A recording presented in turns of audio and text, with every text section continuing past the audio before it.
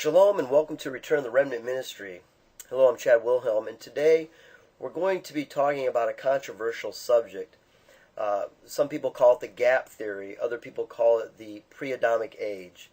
So specifically, we're going to get into Genesis chapter 1 today and talk just a little bit about that.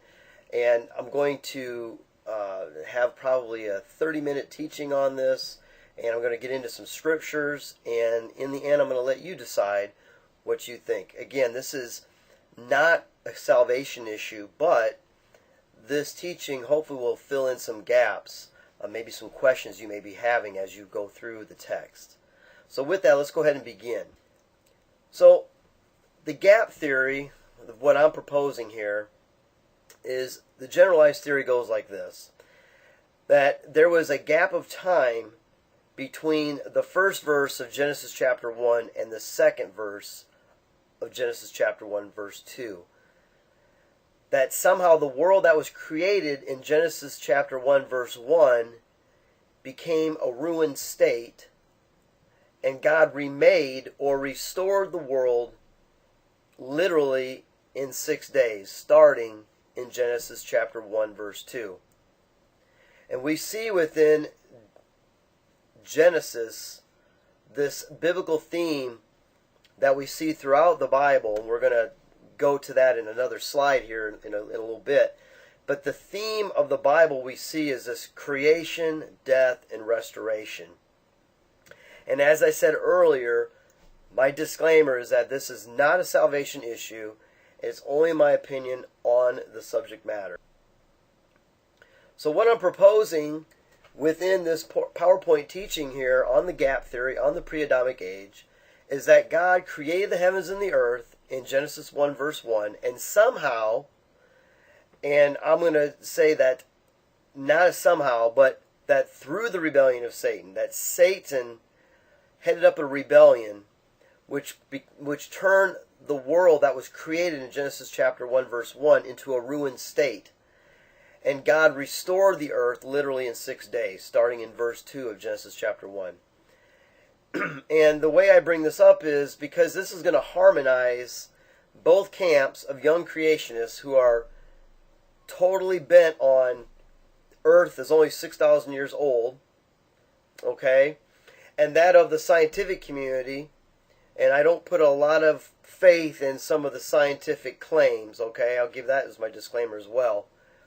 But that the scientific community holds to the fossil and geological record that the earth is much older than 6,000 years.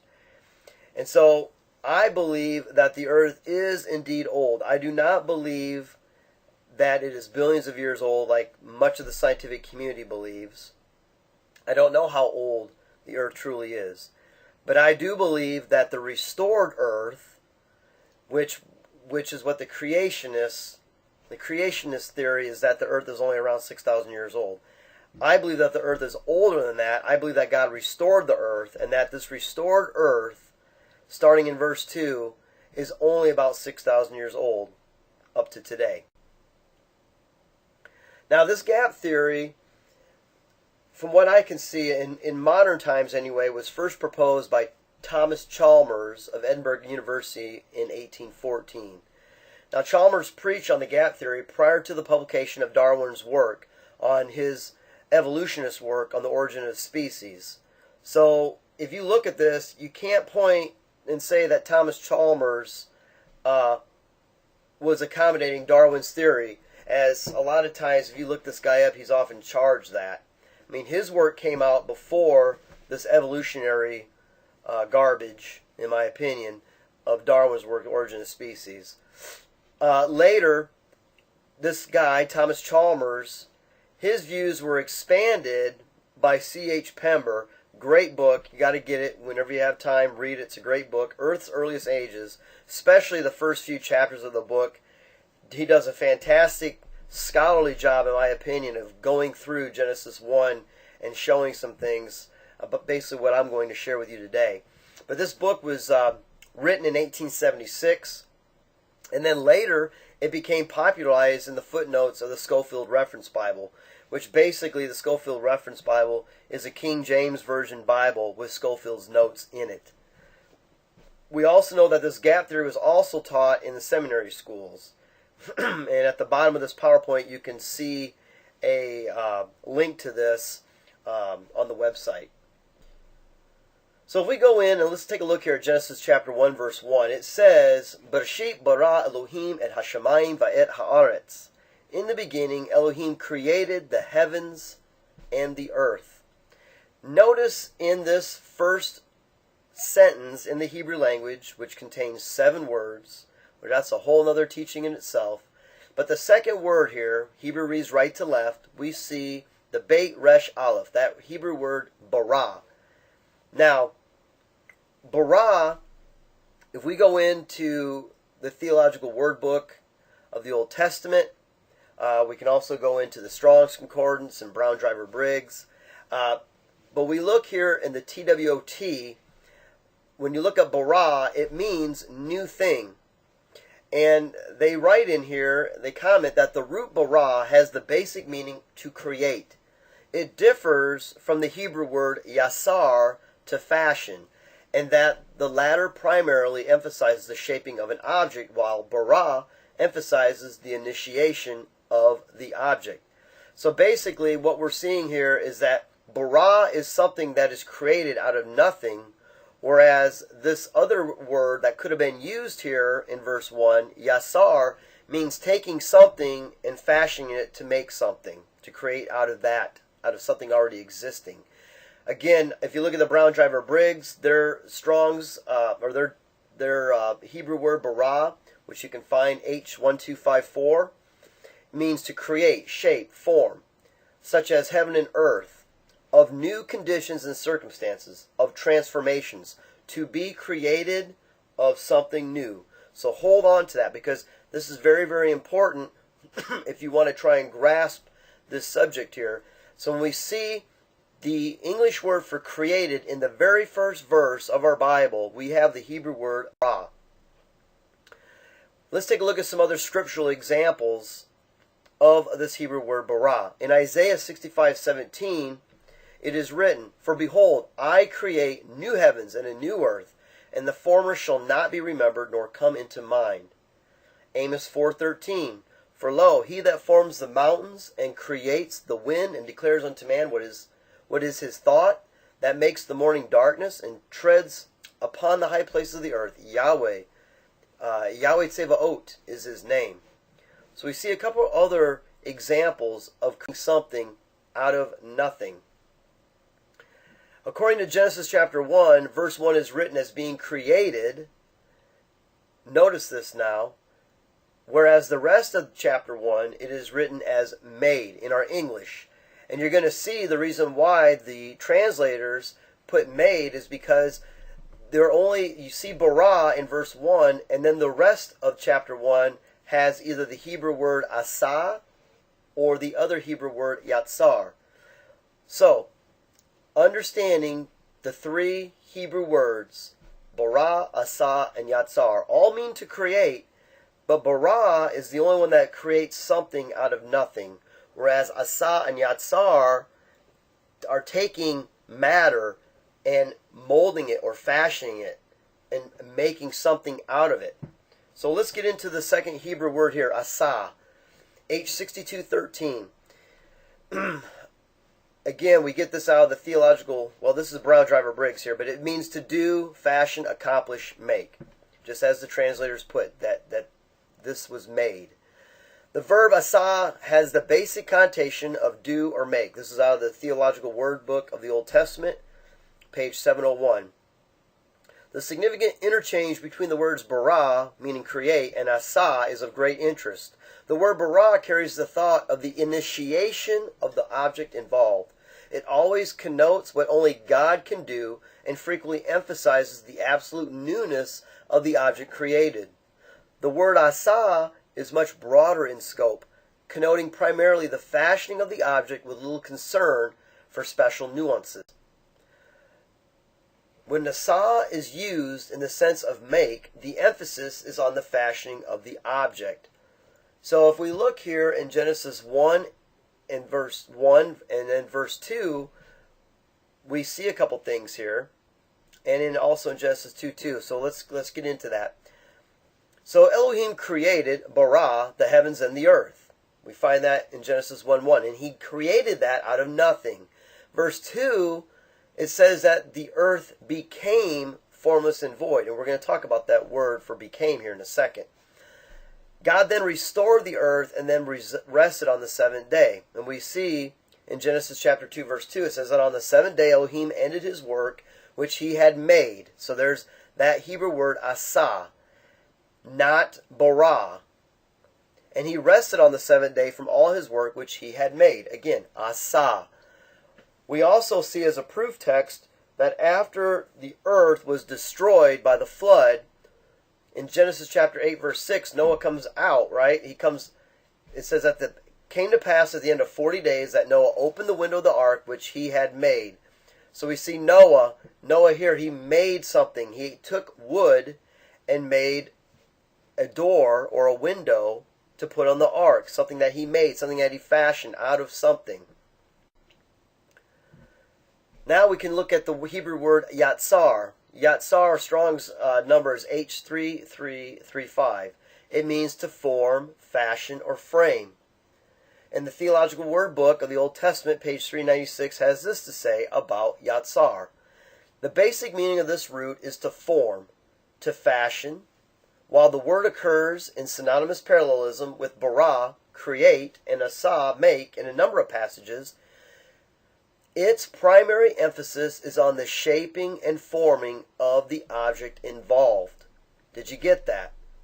The Hebrew word yatsar, its emphasis is on the shaping and forming of an object involved, making something out of something else. So if you wanted to make a fishing pole out of wood, you would take the wood that you already have, that's already has been created, and you are forming it and fashioning it and making it into something else. In the noun form, it can refer either to the shape of an object or the object itself. So, an example, as I just put, that which has been formed, like the fishing rod. Continuing on with yatsar, in the detailed account of man's origin, a third word is used to signify the forming of his body. So they didn't use the word asah when man was formed. Nor did they use bara. They didn't create man out of nothing. They created him out of what? The dust of the earth, right? So it says that this is a yatsar, which means to shape or mold, as a potter does the clay.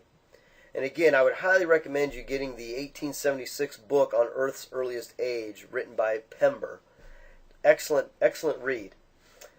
So in Genesis chapter 2, verse 7, it says, and Yahweh Elohim formed, and the Hebrew word formed is yatsar here. He formed man of the dust of the ground and breathed in his nostrils the breath of life, and man became a living nephesh, a living soul. We see in Isaiah 54:17, no weapon that is formed, yatsar, against you shall prosper, and every tongue that shall rise against you in judgment you shall condemn. This is the heritage of the servants of Yahweh, and their righteousness is of me, saith Yahweh. Again, so when we're looking at formation of something, forming something, in the aspect of creating something through forming it, we're going to get that Hebrew word yatsar. Ayah, and when they translate it was, I have it here where I didn't italicize it, but it should be italicized in the King James. But an appropriate word in place of that should be to be or became. Okay? So, something did happen to the earth. Okay? It became. We have here in verse 2 that the earth with hayah, it became TOHU BOHU. Those two words I have underlined. Okay? We have hayatah, TOHU BOHU. And TOHU in the Strong's Concordance H8414 means to lie waste, or a desolation, a worthless thing, something in vain, confusion. The Brown Driver Briggs shows tohu as something formlessness, confusion, place of chaos. So when it says that the earth became formless and void, maybe the earth became formless. It could have became confused. It could have been a place of chaos, of emptiness. Okay? We see in the Theological Word Book of the Old Testament similar words: confusion, empty place, vain, vanity, waste. If we take a look at the other Hebrew word, which normally they go together, and I'll show you a proof text in Jeremiah in a minute. But the va, meaning and bohu. Bohu, again, is to be empty, ruin, void. And the Brown Driver Briggs gives emptiness, void, and waste. Theological Word Book of the Old Testament says void, waste, emptiness. And as I said before, always occurring with TOHU. Waste describes the primordial condition of the earth, void at the beginning of creation, or made empty by God's judgment. And I hope you guys are starting to see where I'm getting at this. But before we go further into all that, I want to give you a couple proof texts where we see the Tohu and Bohu together in other scriptures outside of Genesis chapter 1. In Isaiah chapter 34, verses 1 through 11, great read, but when you get to verse 11, it says, "But the cormorant and the bittern shall possess it, the owl also and the raven shall dwell in it, and he shall stretch out upon it the line of desolation and the stones of emptiness." Desolation, Tohu; emptiness, Bohu. Again, we see another text in Jeremiah chapter 4, verse 23 through 25. It says, "I beheld the earth, and lo, it was without form, Tohu, and void, Bohu, and the heavens, and they had no light. I beheld the mountains, and lo, they trembled, and all the hills moved lightly. I beheld, and lo, there was no man, and all the birds of the heavens were fled." So it seems like in these two verses we had something, and somehow it became desolate and empty. And same within Jeremiah 4. The earth was without form and void in the heavens. They didn't have any light. Something happened. Something happened. You may see it differently than I do, and that's okay. This is just my opinion here. But I think as we start putting this together, it'll have to take shape here. So we know that the Tohu, when we looked a couple slides ago, it talked about something, confusion. It also says something in chaos or in vain. But you know what? God did not create the world in vain. Genesis chapter 1, starting in verse 2 through the end, He did not create the world in vain. And we see in Isaiah 45:18, it says, "For thus says Yahweh that created the heavens, Elohim himself that formed the earth and made it. He has established it. He created it." So here we go. Created it. So back in Genesis 1:1, Bereshit bara Elohim et hashamayim va'et haaretz. He created bara. So in verse 1 of Genesis 1:1, He created the earth, not Tohu. He created it not in vain. He formed it to be inhabited. I am Yahweh and there is none else. So the question begs itself, if Elohim created the earth, bara, out of nothing in Genesis 1:1, and He did not create in vain, then how did the earth become Tohu Vebohu in verse 2?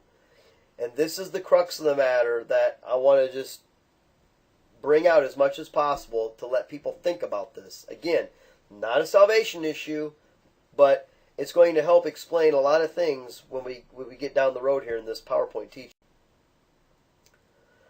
So, just on a sidetrack, who was with God at creation? Who was with the Father? Well, we know that Yeshua was. In John chapter 17, verse 5, in His priestly prayer, when He's praying to the Father, He says, "And now, O Father, glorify me with your own self, with the glory which I had with you before the world was." In Hebrews chapter 1, we know that Yeshua, it's like the Father is the master designer and Yeshua was the creator. We see in Hebrews 1 verse 2, the writer of Hebrews writes that in these last days that the Father has spoken unto us by His Son, whom He has appointed heir of all things, by whom or through whom also He made the worlds. Because you have to remember in the Torah, how do you establish anything? It has to be established on two witnesses, right? So the Father has a Son. They are two. They are two. When you make a covenant, there needs to be two. Just like in Genesis 15, Abraham did not walk through the covenant of pieces. Who walked through it? The Father walked through it as the smoking furnace, and Yeshua walked through it as the flaming torch. In order to establish a covenant, there has to be two or more. And again, Abraham didn't walk through the covenant of the pieces. Yeshua walked in place of Abraham to cover for him no matter what. This is one reason why Yeshua had to die. That's a whole other teaching in itself. But you see that there is two. The Father is over all, and Yeshua, who sits at his right hand in heaven, is number two. He is second to nobody. Yeshua is second to nobody except who he calls his Father and our Father and his Elohim and our Elohim. You can find that in John chapter 20, verse 17. And you can also go and read the first 3 verses of John chapter 17, and you understand the hierarchy in the heavenly realm. We also see that the angelic host was with the Father at creation.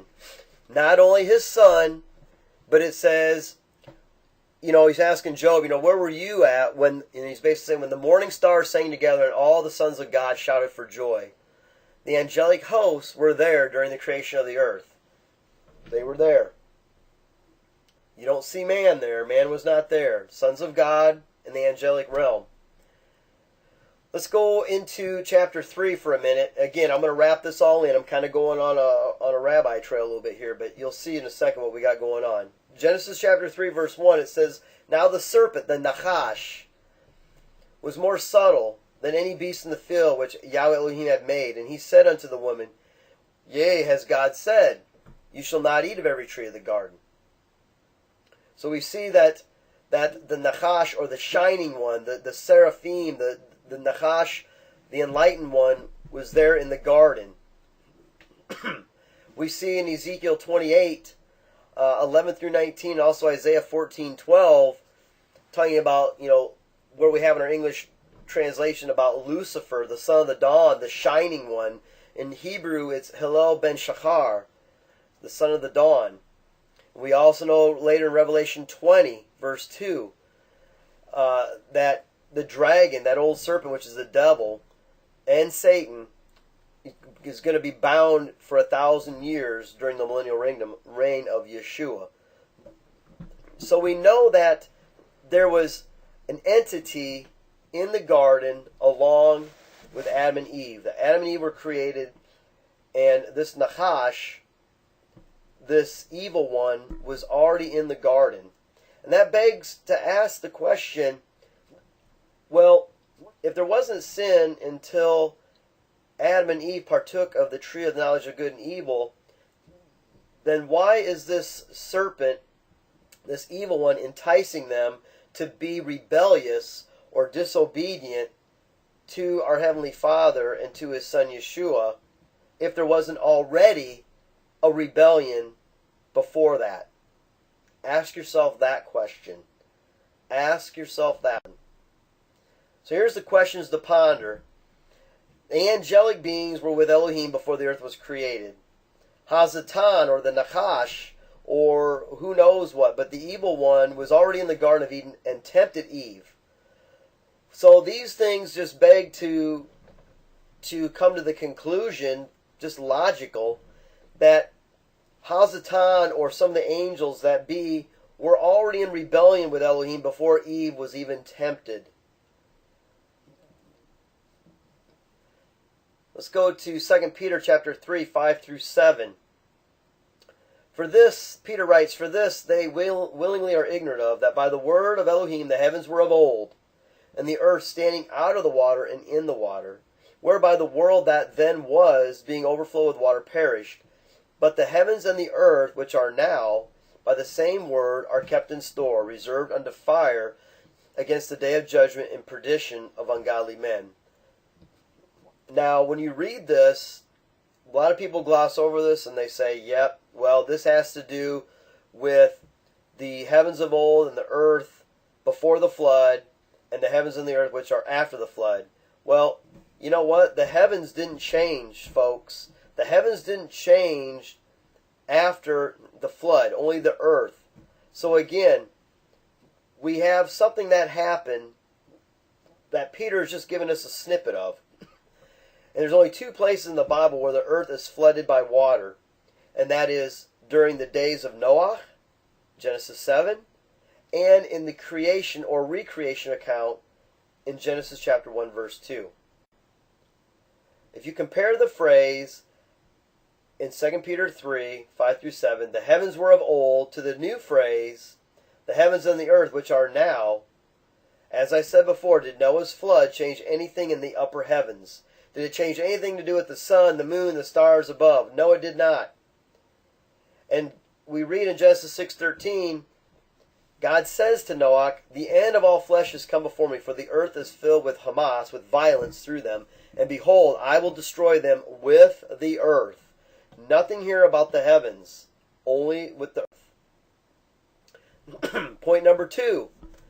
Notice also in the passage that the earth is said to be standing out of the water and in the water. In our English language, these descriptive terms suggest that these particular waters were not confined to the surface of the planet. The passage describes a deluge that raged across the solar system and beyond. Our solar system and outer space are what's considered the second heaven of the Bible's three heavens. And we know that this flood that's talked about during Noah's day only affected the eretz, only affected the earth. Let's take a look here. We have two differences.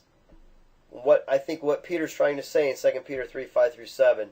We have what I believe of a flood account that happened between Genesis 1:1 and 1:2, and a flood account during the days of Noah. Here's a bunch of similarities here. We can see that the earth was made waste in Genesis 1:2. The earth was not made waste in Genesis 8:11. The earth was made empty. Remember, it said became empty and void, right? The earth was not made empty. There were still fish in the sea in the Genesis 7 flood. Mankind, they ate people in a boat. The earth was made totally dark, which means the luminaries of the heavens, the sun, moon, and stars, did not give their light. What did he say? Let there be light. It's like he turned the switch back on. We know during the flood, there was still sunshine. The sun, moon, and stars were still out there. No light from heaven in the Genesis 1 through 2 flood. There was light from heaven. There was days in the flood of Noah. There was no days in the Genesis 1 through 2. All vegetation was destroyed in the flood that happened between Genesis 1 and verse 1 and 2. There was still vegetation left in the flood with Noah. Remember the olive branch that came back. There was no continual abating of waters off the earth. I mean, it was something that happened quick, right? He said, let the land come forth, separate the waters, and he did that just quickly. Here, it took a long time from the flood of Noah for the waters to abate. It was a continual abating, correct? Genesis chapter 8. It took months. And we know in one day the waters were taken off the earth in Genesis 1 verse 10.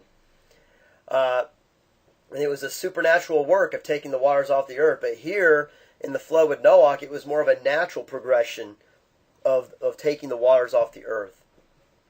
We know that Elohim in Genesis 1, he rebuked the waters. We see in Genesis 7 no rebuke of the waters. In point 11, the waters hasted away. We get that out of Psalm 104:7. Whereas the flood in Genesis 7, the waters gradually receded. We know that in Genesis 1 and also in Psalm 104, God set boundaries for the waters. This is how far you could go. We already know that in the Genesis 7 flood, the boundaries were already set. We know that all the fish were destroyed because the light was withheld from the earth. In Genesis 1, the flood account. And in Genesis 7 flood, there was no fish that was destroyed. Only the animals that were on the land outside of those that were in the ark. Continuing on, the birds were preserved in Noah's flood, not in the other flood. The animals were preserved in Noah's flood, not in the other flood.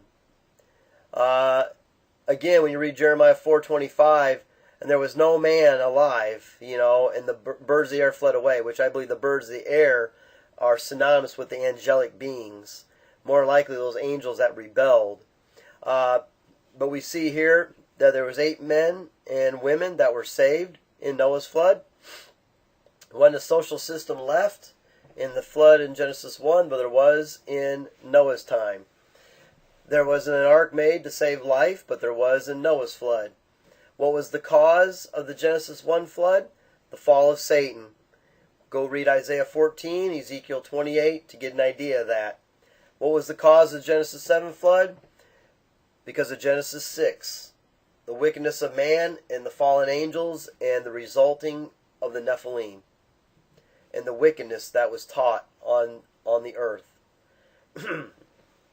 What was the result of Genesis 1? The flood of Genesis 1, the result, it was necessary to make new life and to restore the earth. What was the purpose of Genesis 7 flood? The result of this was that no new creations were made, for all things were preserved. They were preserved in the ark. Hopefully that is not a total exhaustive number of differences, but you can see at least 20 there, and you can see a difference.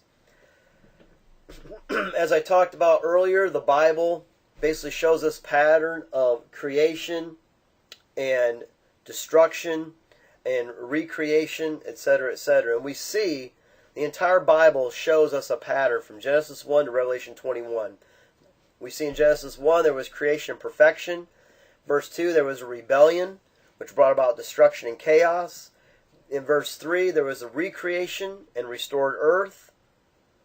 Then later in Genesis 6, we see another rebellion with the fallen angels, right? We can read about that in Enoch, and that gives us a good background from the early church fathers and writers of what really happened when the sons of God mated with the daughters of mankind. It was not the sons of Seth. It was not the sons of rulers. It was sons of angelic beings.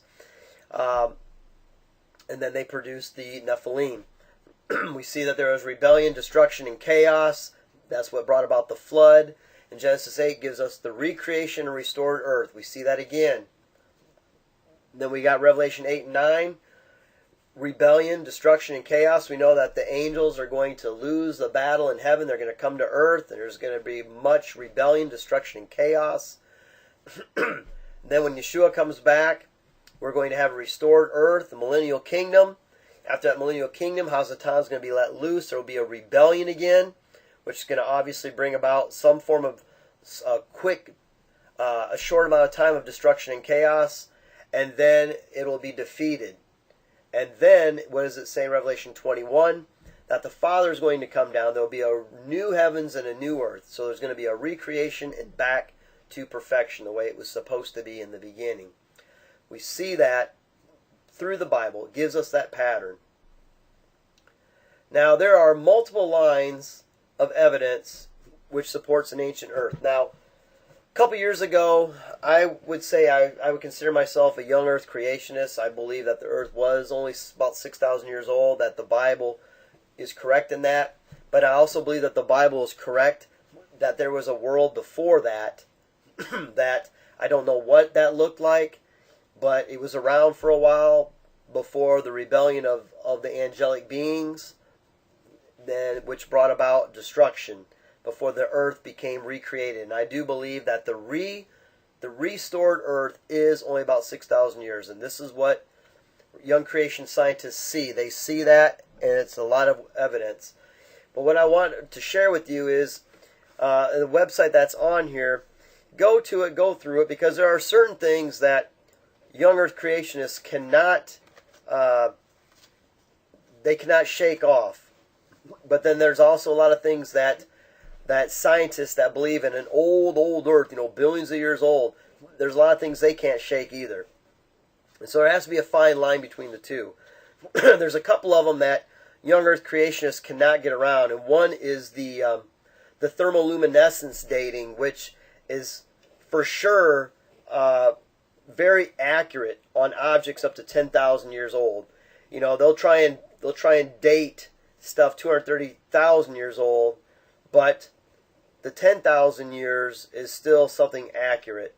Now, I understand there's certain things in carbon-14 dating that I agree. You can't take some piece of coal or carbon and say, yep, this is 8 billion years old, and come to find out that somebody started a fire with it 100 years ago.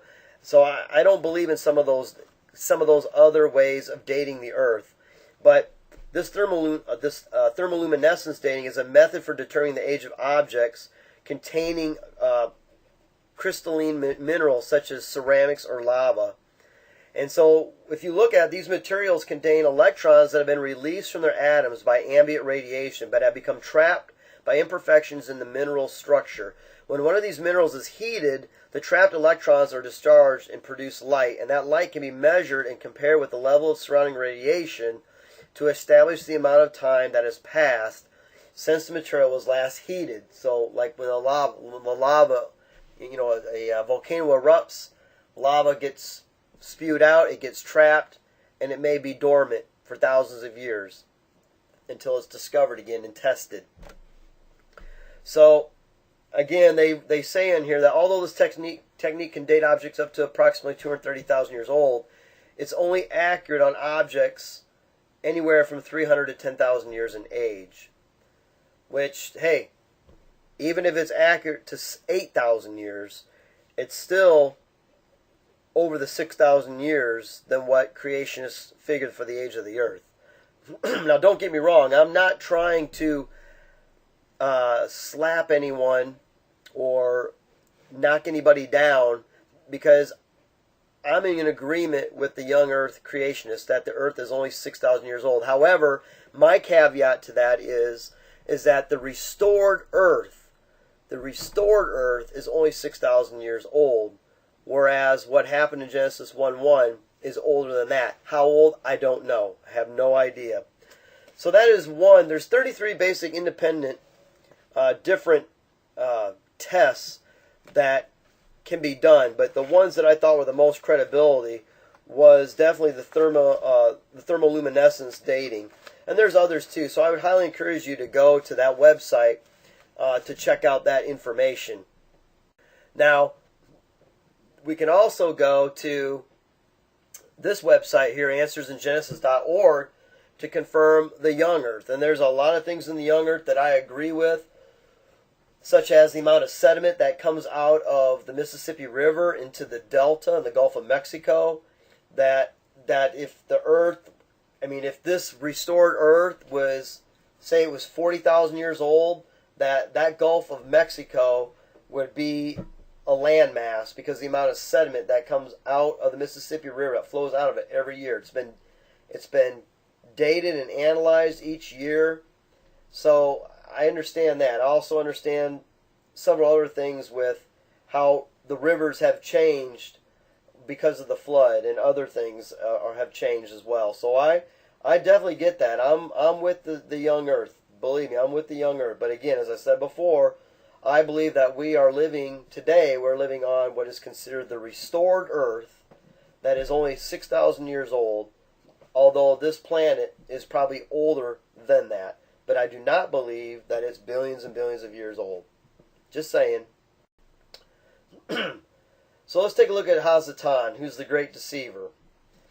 We know that according to 2 Corinthians 4:4, he blinds unbelievers. It says, in whom the God of this world, that's being Hasatan, has blinded the minds of them which believe not, lest the light of the glorious gospel of Messiah, who is in the image of Elohim, should shine upon them, or shine unto them. 2 Corinthians 2:10-11. To whom you forgive anything, I forgive also. For if I forgave anything, to whom I forgave it, for your sakes forgave it I, in the person of Messiah. Lest Satan should get an advantage of us, for we are not ignorant of his schemes, or of his devices. So, again, as I say before, we have this huge argument going between the young Earth creationists and those who believe in an old age Earth. So what better way for the adversary to hinder the people of this world by bringing about division regarding the age of creation and of the earth? And this only brings about arguing and even fuels the hatred between the two camps and prevents believers from being one body under Messiah. What does it do, folks? It brings about doubt. And I can't tell you how many times, if I go on YouTube and see people having debate after debate about this and that, and they can't bury the hatchet on that. And for the most part, there's several people who believe the earth is very, very old, and those are the, I don't want to say that they are the ones who are non-believers, because there are people who do believe that the earth is older than 6,000 years that are believers in Messiah. But there's also a lot of believers who believe that the earth is very, very old because they don't believe in the Bible, or they don't want to believe in the Bible.